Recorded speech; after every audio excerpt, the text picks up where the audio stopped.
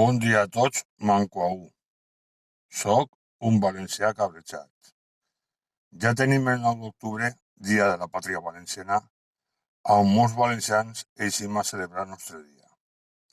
Aquest any, en l'excusa del bitxo, no volen que celebrem, però els nostres polítics sí que ho fan en actes privats, en excuses de que el bitxo i el bitxo.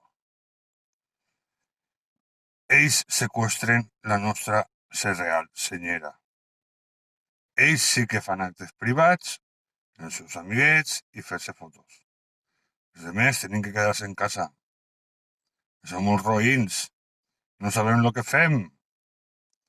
Bo, per sort, este 9 d'octubre hi ha diversos actes, tant de matí com per la vespre. Per matí, el que veig més interessant és una professor cívica, ja que no l'han llevat, que farà més o manco el mateix recorregut.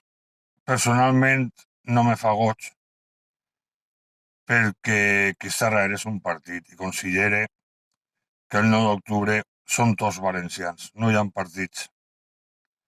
Però bo, qui vulgui anar és lliure d'anar. Millor que estar en casa.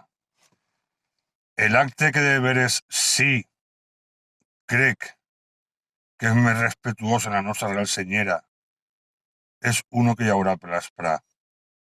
Este acte l'organitzen diverses associacions valencianistes i va ser una xicoteta professor cívica en un facsímil de la real senyera, com és la senyera del GAP. Jo és l'acte que més goig me fa i que vos anime a anar. També tinc que dir que este acte, com ho han fet molt bé i volen complir les normes de sanitat, hi ha que apuntar-se, ja que hi ha que complir les normes de seguretat i tindre un registre de la gent que va, perquè no puguen dir que els valencianistes som uns estarifats. Com dic, probablement serà l'acte més emotiu de tot el dia, de tots els que n'hi ha.